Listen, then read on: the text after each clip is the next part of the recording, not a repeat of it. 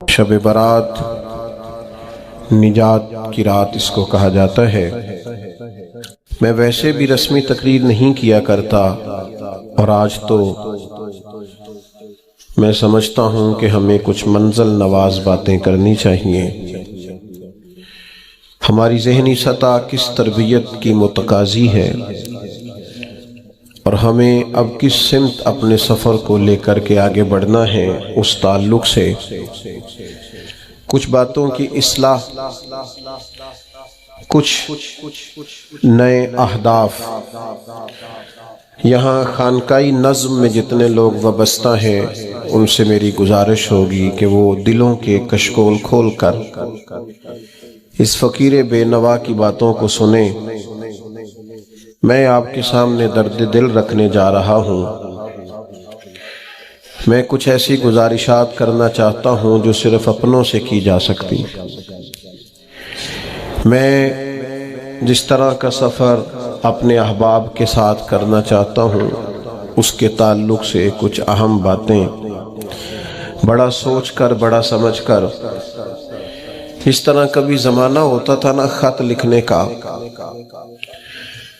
تو جو لوگ خط لکھتے تھے نا، ٹیلی فون پہ تو لوگ فی البدی بول دیتے ہیں نا جو من میں آتا ہے، اور کچھ تھوڑے سے پرانے لوگ جانتے ہوں گے کہ جو لوگ خط لکھتے تھے وہ لکھتے تھے اور سمجھتے تھے کہ عبارت ٹھیک نہیں، پھر پھاڑ دیتے تھے، پھر نئے جملوں کے ساتھ، نئی حسن کے ساتھ نئی عبارت کو تشکیل دیا جاتا تھا، اور کئی دفعہ وہ بھی اس شخص کے قابل نہیں ہوتی تھی جسے وہ خط بھیجنا ہوتا تھا۔ تو سوچ کر، سمجھ کر، پرکھ کر کئی صفحات کو ضائع کر کے ایک مضمون تیار کیا جاتا تھا، اور وہ محبت نامہ اپنے بزرگوں کو، دوستوں کو، بھائیوں کو، عزیزوں کو روانہ کیا جاتا تھا۔ میں بھی آج ایک محبت نامہ آپ کی خدمت میں پیش کرنے جا رہا ہوں۔ قرآن مجید سے میں نے ایک آیہ کریمہ تلاوت کی ہے۔ اللہ کریم نے فرمایا وَمِنَ النَّاسِ مَن يَشْرِي نَفْسَهُ ابْتِغَاءَ مَرْضَاتِ اللَّهِ، فرمایا کوئی آدمی ہے جو اپنی جان ہی بیچ دیتا ہے، اپنی جان ہی بیچ دیتا ہے۔ کوئی شخص کس رستے میں بیچ دیتا ہے؟ مرضات اللہ، اللہ کی رضا تلاش کرتے ہوئے۔ اس رستے میں اس نے اپنی ساری زندگی بیچ ڈالی، لیکن اس کا مقصود یہ تھا کہ مجھے میرا رب مل جائے، میرے رب کی رضا مل جائے، اللہ اور اس کے رسول کی محبت کا حصول میرے لیے آسان ہو جائے۔ اس رستے میں اس نے جان ہی بیچ دی۔ مالک نے اس آیت میں یہ نہیں فرمایا اسے کیا دوں گا، اجر کیا ملے گا، اس کا ثواب کتنا ہے، جنت کہ کس درجے میں اسے رکھا جائے گا۔ فرمایا کوئی آدمی ہے، کچھ لوگ ہیں جو اپنی جان ہی بیچ دیتے ہیں اللہ کی رضا تلاش کرنے میں۔ تو نتیجہ ایک جملہ صرف بیان کیا، فرمایا واللہ رؤوف بالعباد، اللہ بھی پھر اپنے بندوں پر بڑا ہی مہربان۔ اس جملے نے بات کو اتنا کھول دیا ہے، اتنا واضح کر دیا ہے۔ فرمایا اگر تم نے میری خاطر، نبی پاک صلی اللہ علیہ وسلم نے ارشاد فرمایا جب شعبان کی 15ویں رات آئے تو رات کو بیدار رہا کرو اور صبح کو روزہ رکھا کرو۔ تو جب حضور نے کہہ دیا بیدار رہو تو پھر کسی کو سونا نہیں چاہیے، بیدار رہنا چاہیے۔ اور بیداری کا مطلب یہ نہیں کہ وہ آدمی بس جاگتا رہے، اس کا مطلب یہ ہے کہ وہ اللہ اللہ کرے، درود پاک پڑھے، عبادت کرے، تلاوت کرے، ذکر فکر میں رہے۔ کچھ باتیں اس مقصد کے لیے کہ اس رات اللہ پاک نے اپنی رحمت کے دروازے کھولے ہیں، تو کچھ ایسی بات کی جائے جس سے دل نرم ہو جائے۔ دوستو، قرآن مجید کی 2 آیات میں نے پڑھی ہیں۔ اللہ کریم نے فرمایا یا ایھا الذین آمنوا اتقوا اللہ حق تقاتہ، اے ایمان والو اللہ سے ڈرو، اور اتنا ڈرو جتنا ڈرنے کا حق ہے۔ ڈرو اللہ پاک سے، اور جس طرح تم کسی سے ڈرتے ہو، ڈرنے کا حق ہوتا ہے، وہ حق ادا کرنے کی کوشش کرو۔ ہم میں سے بہت سارے لوگ ڈرتے ہیں کچھ لوگوں سے، اور جب وہ ڈر رہے ہوتے ہیں تو انہیں احساس ہوتا ہے. اللہ پاک نے ہمارا وہ احساس خود بیان کر دیا ہے. فرمایا جب تم کسی سے ڈرتے ہو تو تمہیں اس کا احساس ہوتا ہے کہ تم کتنا ڈرتے ہو،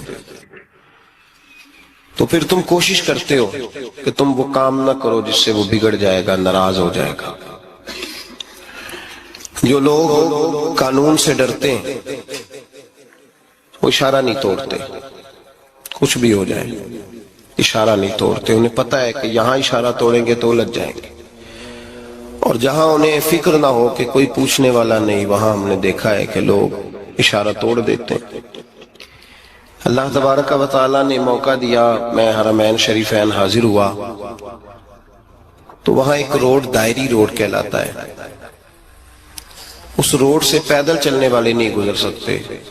وہ کہتے ہیں جی اس روڈ سے پیدل والا نہ گزرے، ان کے لیے علیحدہ جگہ ہے. قانون یہ ہے کہ اگر کوئی پیدل آدمی وہاں سے گزرے اور اس کا ایکسیڈنٹ ہو جائے تو وہ حکومت یہ کہتی ہے کہ یہ کیوں یہاں سے گزرا تھا، لہذا کوئی مقدمہ نہیں ہو سکتا. وہاں ہم نے دیکھا ہے کہ لوگ اس سڑک پہ پیر بھی نہیں رکھتے، کہتے ہیں مر گئے تو بنے گا کچھ نہیں. یہاں بھی بہت سارے ایسے معاملات ہوتے ہیں کہ جہاں انسان محسوس کرتا ہے کہ یہ بڑا میرے لیے نقصان ہو جائے گا تو وہ ڈرتا ہے. ایک چھوٹی سی بات ہے کہ رات کو کوئی آدمی اپنا دروازہ کھلا رکھ کے نہیں سوتا، حالانکہ کوئی عرض نہیں، کبھی کھلا رہ بھی جاتا ہے. اور اگر کبھی رہ جائے تو جس کی ذمہ داری بند کرنے کی ہو اس کے ساتھ پھر جو رویہ ہوتا ہے گھر والوں کا، یہ خوف ہے ہمارا اندر کا. تو بڑی شدت کے ساتھ ہم اس شخص کو سخت سست کہتے ہیں، ڈانٹتے ہیں، کہتے ہیں تو نے خیال ہی نہیں کیا، جمع پونجی لٹ جاتی تو یہ خوف ہے، یہ ہمارا اندر کا یہ خوف ہے. آپ بازار میں جائیں تو درجنوں لوگوں نے گن مین بٹھائے ہوئے، ان کا دل نہیں کرتا کہ اضافی تنخواہ دی جائے. کیا مطلب ہے ایک آدمی کو اضافی پیسے دینے کا؟ لیکن وہاں آدمی بٹھایا جاتا ہے، اس کو تنخواہ دی جاتی ہے، اس کی روٹی کا بندوبست کیا جاتا ہے، اس کے سارے ضروریات زندگی کا خیال رکھا جاتا ہے. اور پس منظر یہ ہوتا ہے کہ ڈر لگتا ہے اگر یہ شخص نہ ہوا تو ہمارے چوری ہو جائے گی. اللہ فرماتے ہیں کہ تو جہاں سے ڈرتا ہے تجھے پتا ہے،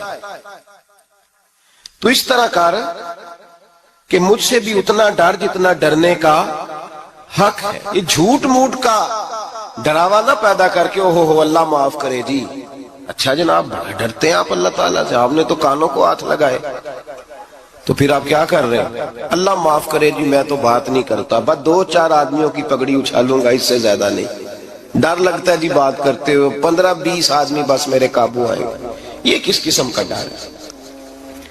ڈرنے کا حکم دیا. اور میرے رسول کریم سید عالم صلی اللہ تعالی علیہ وآلہ وسلم نے ارشاد فرمایا کہ تو رب کریم سے دنیا میں ڈر جا جس طرح ڈرنے کا حق ہے.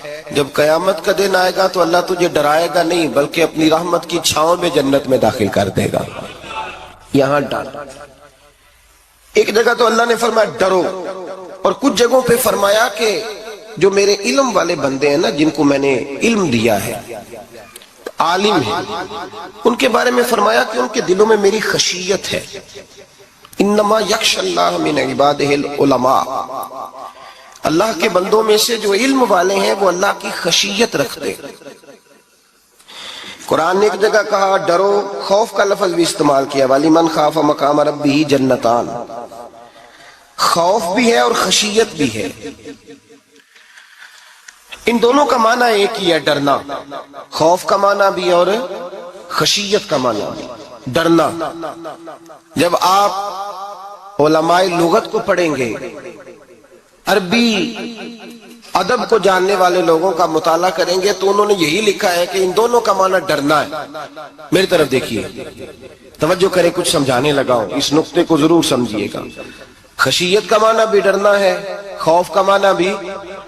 لیکن جب صوفیاء کے پاس جائیں نا، صوفیاء جو قرآن و سنت کی روح کی تفسیر کرنے والے ہیں، تو وہ کہتے ہیں نہیں، خشیت اور خوف میں فرق ہے. خوف اور ہوتا ہے، خشیت صوفیاء اس کی تفسیر اور کرتے ہیں. وہ کہتے ہیں خوف بھی ہوتا ہے اور خشیت بھی ہوتی ہے، الگ الگ چیزیں ہیں، ایک نہیں۔ بڑی خوبصورت بات ہے، اگر آپ سمجھ گئے تو آپ کو فائدہ دے گی۔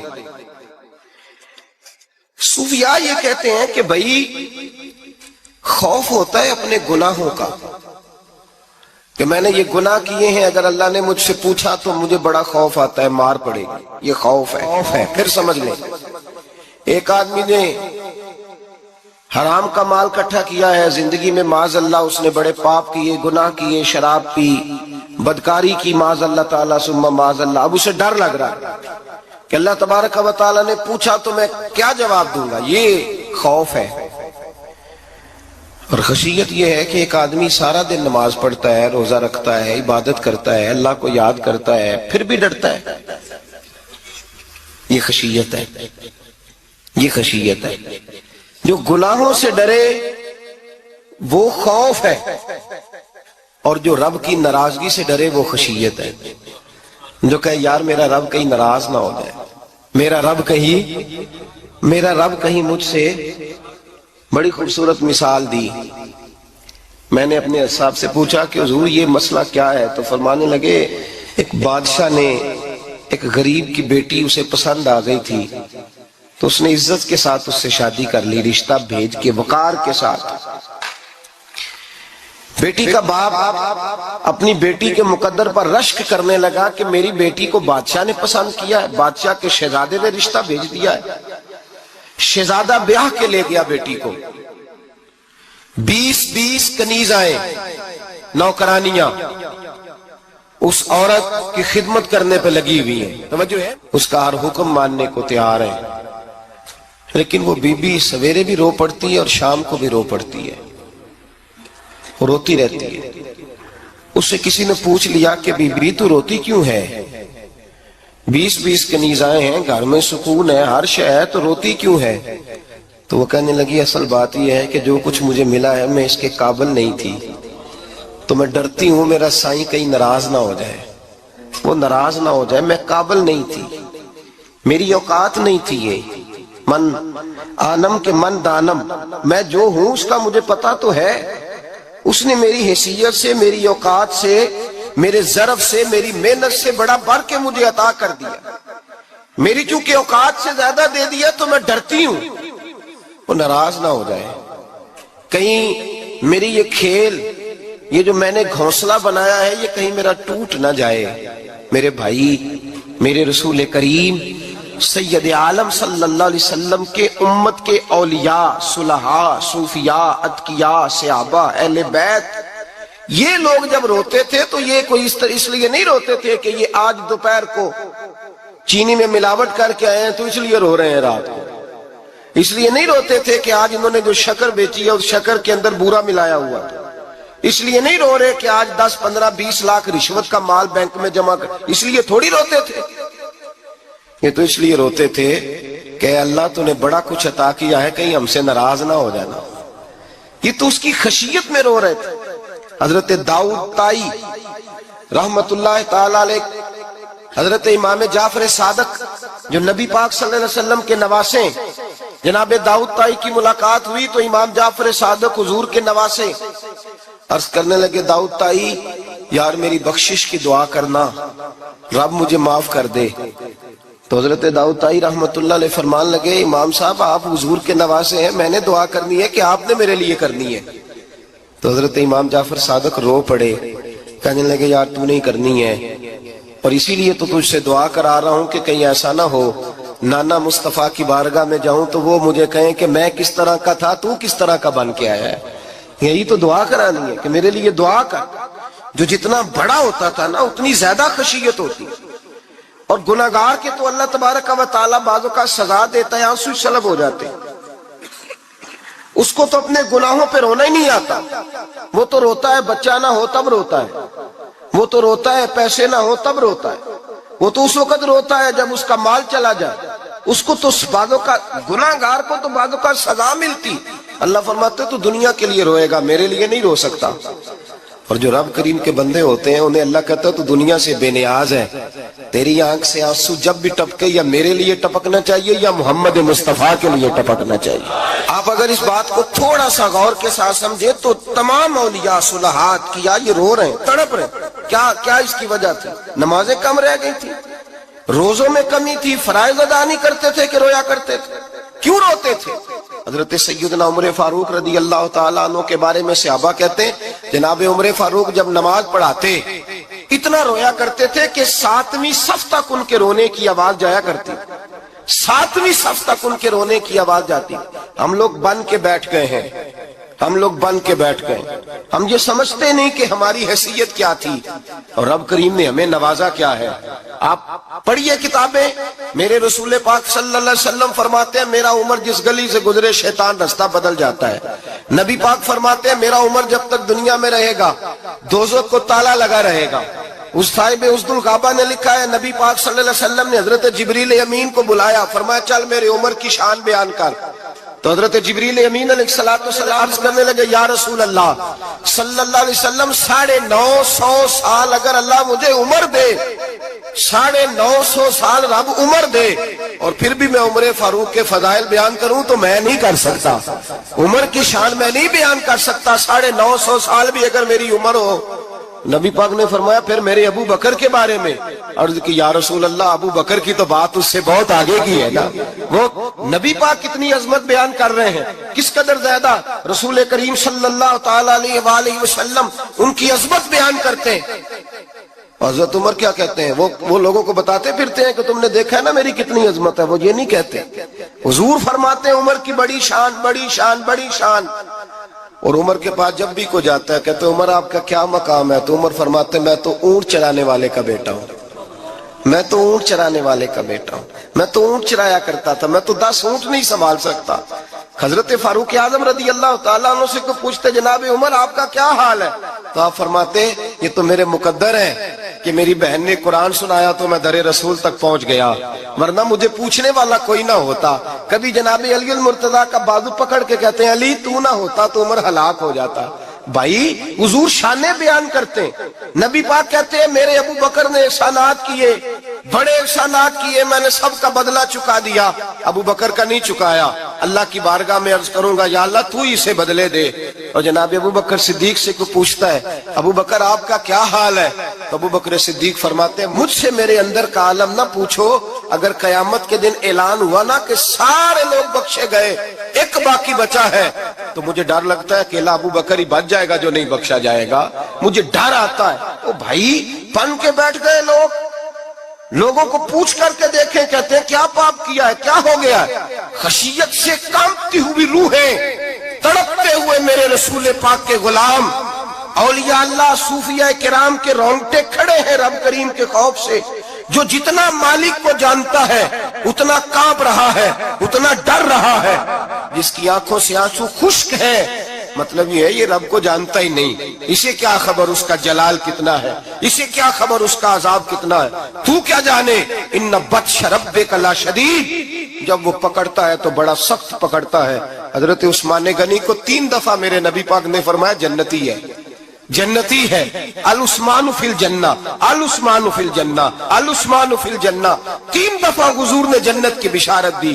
میرے مصطفیٰ کریم نے فرمایا میرا عثمان گلی سے گزرے تو فرشتے بھی اس کی حیا کرتے ہیں۔ جناب عثمان غنی جن کو میرے نبی نے 2 بیٹیاں دے کے کہا عثمان میری 100 بیٹی بھی ہوتی، ایک کے بعد دوسری انتقال کرتی جاتی تو میں ساری تیرے نکاح میں دے دیتا، وہی حضرت عثمان غنی قبر پہ کھڑے ہیں حضور کے وصال کے بعد، ایک قبر پہ کھڑے ہیں، آنکھوں سے آنسو جاری ہے، داڑھی ساری آنسوؤں سے بھر گئی ہے، روتے ہی جاتے ہیں، روتے ہی جاتے ہیں۔ غلام کہتا عثمان یار رونا ہمیں چاہیے، رونا ہمیں چاہیے جن کو کوئی بشارت نہیں اور آپ کو تو 3 بشارتیں، روتے کیوں ہو؟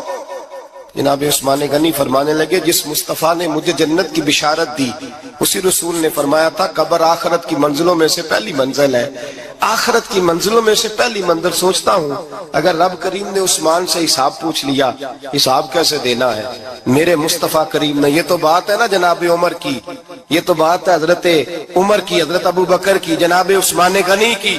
اور جس شیر خدا کے بارے میں نبی پاک نے فرمایا علی منی، وانا من علی، فرمایا علی اور میں دو نہیں، میں علی ہوں اور علی میں ہے۔ جن کو فرمایا من کنت مولا وھذا علی مولا، جس کا میں مولا اس کا علی بھی، جس مولا علی شیر خدا کو یہ درجہ دیا۔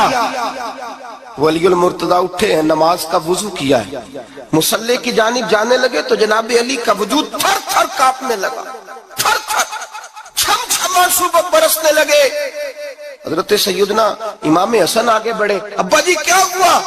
فرمایا حسن ڈر رہا ہوں، مالک کی بارگاہ میں جا رہا ہوں، کہیں رب علی کو دھتکار ہی نہ دے، کہیں مالک علی سے حساب ہی نہ پوچھ لے، کہیں اللہ تبارک و تعالیٰ ناراضگی کی نظر سے نہ دیکھے۔ او بھائی، ہم لوگ اتنے دلیر، اتنے تگڑے، اتنے سیاہ، اتنے عقل مند، اتنے گناہوں کے پیچھے پہاڑ ہیں، لیکن مجال ہے کوئی ایک قطرہ وہ آنسو جو ہم نے سنبھال کے رکھے ہیں دنیا داری پہ بہانے کے لیے۔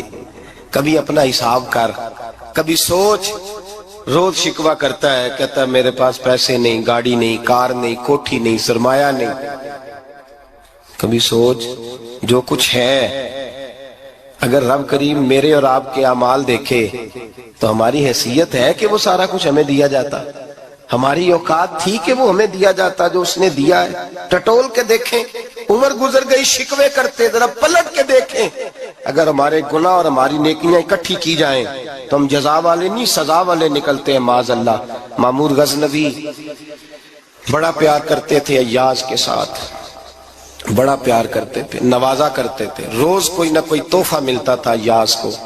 کچھ حسد کرنے والوں نے کہا محمود تو اسے تحفے دیتا ہے اور یہ جنگل میں اسلحہ اکٹھا کر رہا ہے، یہ تیرے خلاف علیحدہ سے فوج تیار کر رہا ہے، کچھ وقت آئے گا یہ تجھے چھوڑ کے علیحدہ سے بادشاہی کا دعویٰ کر دے گا۔ مامور غزنوی کہنے لگے یہ کس طرح کی بات؟ کہا تمہیں پتہ ہے کہ ایاز عصر سے لے کر عشاء تک کہاں رہتا ہے؟ محمود کہنے لگے یار واقعی میں نے کبھی پوچھا تو نہیں، شک کا بیج بو دیا، شک کا بیج بو دیا۔ محمود غزنوی کہنے لگے اچھا آج میں پیچھا کروں گا، تفتیش کروں گا، تحقیق کروں گا کہاں جاتا ہے، تحقیق کروں گا۔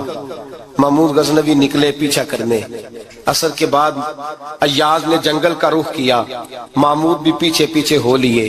کہتے ہیں جنگل کے بیچ جا کے ایک جھونپڑی آئی، اس جھونپڑی کے اندر ایاز گئے، دروازہ کھولا، اندر چلے گئے۔ مجھے بڑا غصہ تھا کہ ہر بات مجھے بتاتا ہے، یہ کیوں نہیں بتائی؟ جب ایاز اندر گئے تو میں نے زور زور سے دروازہ کھٹکھٹایا غصے کے ساتھ۔ ایاز نے دروازہ کھولا، باہر آئے، میں نے کہا پیچھے ہٹ۔ ایاز پیچھے ہٹے تو میں اندر چلا گیا۔ محمود کہتے ہیں جب میں اندر گیا تو میں نے اس جھونپڑی میں ایک پرانا کرتا لٹکا ہوا دیکھا، ایک ٹوٹے ہوئے جوتے پڑے ہوئے دیکھے، ایک چھوٹا سا ڈنڈا دیکھا، ایک مٹکا، ایک پیالہ دیکھا۔ میں نے ساری تلاشی لی تو چند ٹوٹی پھوٹی پرانی چیزیں۔ میں نے کہا یار یہ کیا ہے؟ تو کہتے ہیں یاز کہنے لگا بادشاہ ٹٹول کے دیکھ لے، یہی کچھ ہے جو تو نے دیکھا۔ میں نے کہا یہ ہے کیا؟ کہتے ہیں یاز پیروں میں بیٹھ گیا، تڑپ کے رونے لگا، کہنے لگا بادشاہ یہ میری اوقات ہے، یہ میری اوقات ہے، یہ میری اوقات ہے، یہ میری اوقات ہے۔ کہا کیا مطلب؟ کہنے لگا جس دن تیرے پاس آیا تھا نا تو یہ میری کائنات تھی کل، آج تیری مہربانیوں نے مجھے یہاں تک پہنچا دیا ہے۔ میں جو تیرا غدار نہیں نہ ہوتا، میں جو تیری نافرمانی نہیں کرتا، اس لیے نہیں کرتا کہ میں ہر شام آ کے اپنی اوقات یاد کرتا ہوں، اور پھر مجھے روز رات کو میرا نفس کہتا ہے اس کا وفادار رہنا، اس کا وفادار رہنا۔ تو اس حال میں تھا جب آیا تھا، اگر یہ بگڑ گیا تو پھر تجھے اپنی اوقات کا پتہ ہے نا۔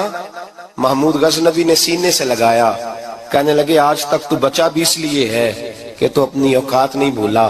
ملا رومی کہتا ہے اپنی اوقات یاد رکھ، تو کیا تھا، تجھے ایک رات سونے نہ دے تو اپنی ٹانگوں پہ کھڑا نہیں ہو سکتا، تیری وہ آنکھ لے جائے تو کچھ نہیں کر سکتا، وہ تجھے معذور کر دے تو کچھ نہیں کر سکتا۔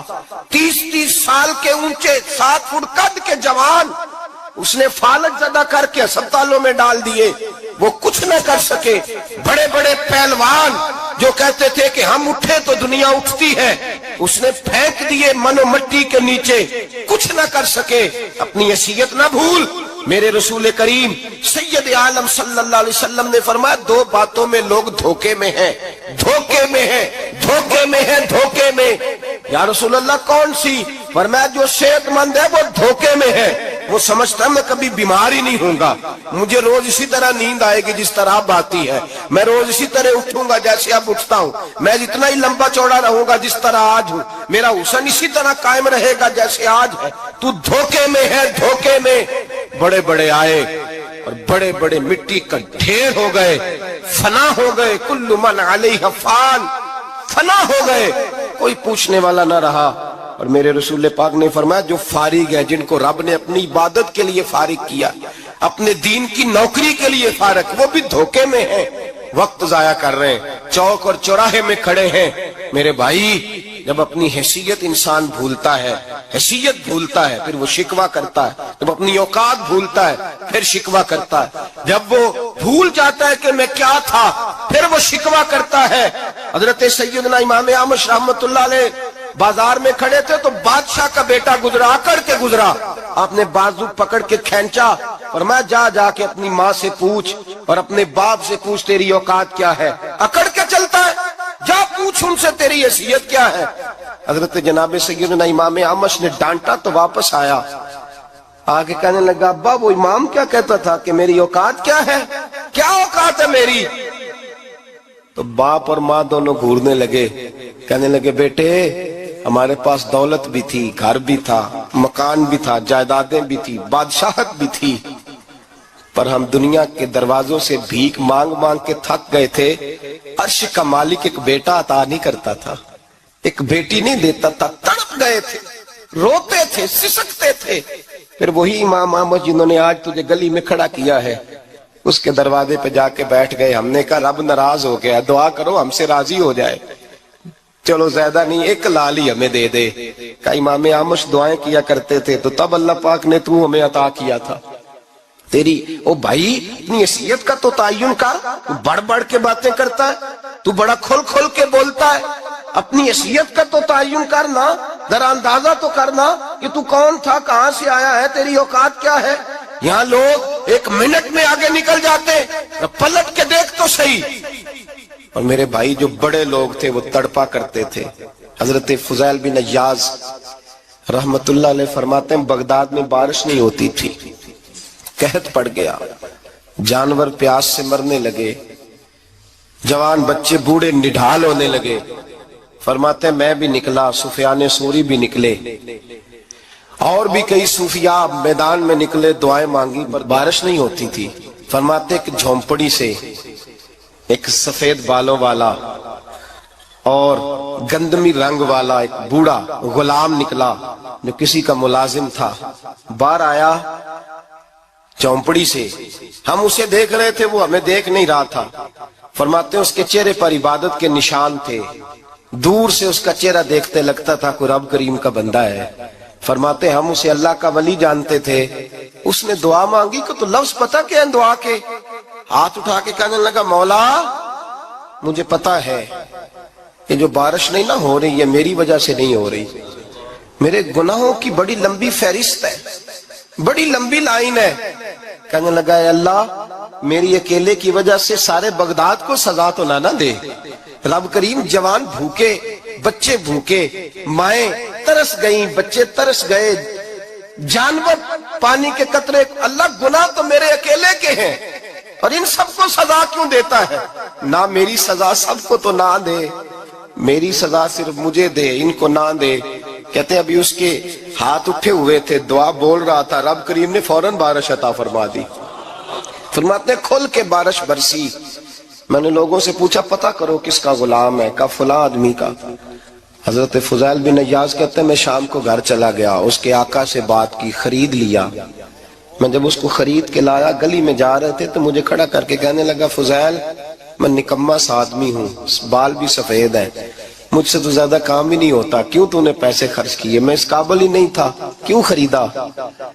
تو حضرت فضیل ابن عیاض کہتے ہیں میں نے اس کو کہا کل جو تو نے دعا مانگی تھی تو نہیں دیکھ رہا تھا، ہم دیکھ رہے تھے، تو مقبول ہے رب کریم کی بارگاہ کا، تجھے اس لیے خرید کے لایا ہوں، تو مقبول ہے۔ کہتے ہیں یہ لفظ سنے تو ٹھہر گئے وہ، کہنے لگے اچھا آقا مجھے 5 منٹ کا وقت ملے گا؟ میں نے کہا ہاں ہاں ضرور ملے گا۔ کہتے انہوں نے وہیں نماز کی نیت باندھ لی، 2 رکعتیں پڑھی اور 2 رکعتیں پڑھ کے ہاتھ اٹھائے، کہنے لگے مولا تیرا اور میرا راز تھا، تو نے راز کیوں کھولا؟ اللہ مسترنا بسترک الجمیل، یا اللہ تیرے پاس پیارے پیارے پردے ہیں، ایک پردہ مجھے عطا کر دے، مجھے اپنا رکھ، مجھے لوگوں کے سامنے میرے پردے نہ کھول۔ آپ فرماتے ہیں یہ کہہ کہ وہ زمین پہ بیٹھے کلمہ شہادت پڑھا، ان کی روح پرواز کر گئی۔ میرے بھائی جو زیادہ پرہیزگار تھے، تو بڑے رب کریم کے بندے تھے، ان کے تو آنسو خشک ہی نہیں ہوتے، وہ تو تڑپا کرتے، صبح شامیں ان کی روح کے گزرتے تھے، اور رب کریم کی ناراضگی سے ڈرتے تھے۔ وہ کہتے تھے مالک کہیں ناراض نہ ہو جائے، کہیں بگڑ نہ جائے۔ میرے رسول کریم صلی اللہ علیہ وسلم کے صحابی کہتے ہیں ایک جنگ سے خوشخبری آئی، تو جو خوشخبری لانے والے تھے وہ حضرت عمر فاروق رضی اللہ تعالیٰ عنہ کے پاس پہنچے خوشخبری دینے۔ حضرت عمر رضی اللہ تعالیٰ عنہ کھڑے تھے، صحابی نے آ کے کہا عمر مبارک ہو۔ جناب عمر کچھ لوگوں سے گفتگو کر رہے تھے، بات چیت جاری تھی، کہا مبارک ہو، فتح ہو گئی۔ حضرت عمر کہنے لگے ٹھہر تو جا، اس سے تو بات کر لینے دے جس سے کر رہا ہوں۔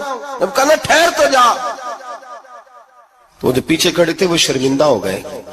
اتنی سی بات ہے نا، چودھری تو بندہ بنتا ہی تب ہے جب 5-10 کی ایک دن کے اندر بےزتی کر لے، پڑھا لکھا تو بنتا ہی تب ہے جو 10-15 کو جاہل کہہ لے، تو بڑا تو بنتا ہی تب ہے جو 5-6 کو نیچا دکھا لے۔ تو یہ ہماری ڈگریوں کا تو مزاج ہی بڑا مختلف ہے، ہم تو اعزاز والے ہوتے ہی تب ہیں جب کچھ چھوٹا ہوگا تو ہم بڑے ہوں گے نا۔ ہم تو چاہتے ہیں ہمیں کچھ چھوٹا ملے، کسی کو چھوٹا کر کے اس کے قد پہ سوار ہو کے بڑا ہونا چاہتے ہیں۔ اتنی سی بات تھی کہ ٹھہر جانا یار، پہلے اس کی تو سن لینے دے۔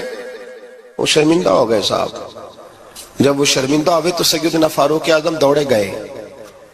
صحابہ کہتے ہیں گارا تھا، کیچڑ تھا، اس گارے میں سر رکھا، سجدہ کرنے لگے، اٹھے، کہنے لگے مولا اپنے عمر سے ناراض نہ ہو جانا، یہ کل تک اونٹ چرایا کرتا تھا، آج تیری مخلوق کو شرمندہ کرنے لگ گیا ہے، یہ اپنی حیثیت ہی بھول گیا، اسے خبر ہی نہیں کہ یہ کیا تھا، یہ آج تیری مخلوق کو شرمندہ کرتا ہے۔ اللہ اپنے عمر سے ناراض نہ ہو جانا۔ وہ شخص کہتے ہیں پیچھے آ کے کھڑا رو رہا ہوں۔ میں نے کہا عمر کیا کر رہے ہو؟ فرمایا نہیں یار میں نے تجھے شرمندہ کیا ہے، یہ میں بھول گیا تھا کہ میں کیا ہوں۔ بھائی اپنی حیثیت کا تعین کریں، آؤ آج اپنی حیثیت کا تعین کریں، دیکھیں ہم کہاں تھے، کہاں بیٹھے، پلٹ کے دیکھیں کیا تھے، ہم کیا ہیں، راتیں کہاں گزرتی ہیں، صبح کہاں بیتتی ہیں۔ ایک لمحے کے لیے پلٹ کر اپنے ظلم، زیادتیاں، جھوٹ، غیبتیں، بے حیائیاں، اپنی زندگی کے امور کا اگر ہم یک نظر جائزہ لیں، پیچھے پلٹ کے دیکھیں تو حضرت جناب سیدنا غوث اعظم جیلانی رضی اللہ تعالیٰ عنہ فرمایا کرتے تھے اگر لوگ اپنے گناہ یاد کریں تو وہ پریشان ہو جائیں کہ ہمیں پانی کا قطرہ کیوں مل رہا ہے، اگر اپنی غلطیاں یاد کریں تو انہیں احساس ہو کہ ان کا سانس کیسے چل رہا ہے۔ بھائی اگلی بات سنو گے تو اور حیران ہو جاؤ گے۔ حضرت غوث اعظم رضی اللہ تعالیٰ عنہ فرمایا کرتے، آپ فرمایا کرتے کہ اب خیال آتا ہے، اب سوچ آتی ہے کہ رب کریم نے کتنی ڈھیل دی ہوئی ہے، ہم ہیں کہ سمجھتے ہیں یہ میری عقل مندی کا کمال ہے کہ مجھے سارا کچھ نافرمانی کے باوجود بھی مل رہا ہے۔ بھائی خشیت الہی پیدا کریں، جتنا بندہ بڑا ہوتا تھا اس کے دل میں خوف بھی اللہ کا وہ جانتا تھا۔ حضرت امام اعظم ابو حنیفہ بیٹھے تھے تو ایک بی بی فتویٰ پوچھنے آئی، بی بی روز خامن سے مطالبہ تو کرتی ہے، فلاں چیز چاہیے، فلاں چیز چاہیے، اللہ کرے وہ یہ مطالبہ کرنے لگ جائے کوئی شے نہیں چاہیے، جو چاہیے حلال کا چاہیے، آمین تو کہہ دے۔ اللہ کرے بی بی یہ مطالبہ کرنے لگ جائے سوکھی روکھی چاہیے پر چاہیے مجھے جائز دینا، بے شک ایک وقت دینا، اللہ کرے یہ مطالبہ ہونے لگ جائے، شب برات کی بڑی مقدس رات، اللہ کرے اس رات یہ مطالبہ ہونے لگ جائے۔ ایک بی بی آئی خاتون، چرخہ کاٹتی ہے، سوت بناتی ہے، حضرت امام صاحب سے مسئلہ پوچھنے آئی۔ کیا مسئلہ پوچھا اس نے؟ کہنے لگی حضرت جی میں نا رات کو اپنی چھت پہ بیٹھ کے چرخہ کاٹتی ہوں، سوت بناتی ہوں، 14ویں رات کا چاند جب چڑھا ہوتا ہے تو اس کی روشنی میں چرخہ کاٹتی ہوں، کئی دفعہ نا بادشاہ کا لشکر میری گلی سے گزرتا ہے، بڑے بڑے لالٹین انہوں نے پکڑے ہوتے ہیں، بڑے بڑے روشن دان، بڑی بڑی ان کے اندر روشنی ہوتی ہے. تو حضرت جی کئی دفعہ نا وہ جب گزرتے ہیں تو ان کی روشنی میں بھی میں کچھ سوت بنا لیتی ہوں. مسئلہ یہ پوچھنا تھا کہ اس روشنی میں جو سوت بناتی ہوں اس کی کمائی میرے لیے جائز ہے کہ ناجائز ہے؟ اس کی روشنی میں حضرت امام اعظم نے اللہ اکبر کا اور چھم چھم آنسو گرنے لگے. حضرت امام صاحب نے اپنا گریبان پکڑا اور کھینچا، قمیض پھٹ گئی. کہنے لگے بی بی مسئلہ چھوڑ، تو پہلے بتا تو ہے کون، کہاں سے آئی ہے، کون ہے، بتا. تو کہنے لگی میں حضرت بشر حافی کی ہمشیرہ ہوں، میں حضرت بشر حافی، وہ جو درویش ننگے پیر نہیں پھرتا رہتا بغداد کی گلیوں میں، میں اس عظیم بھائی کی بہن ہوں، بشر حافی کی ہمشیرہ ہوں. تو حضرت امام اعظم فرمانے لگے کوئی اور بی بی آتی تو اس کے لیے جائز تھا،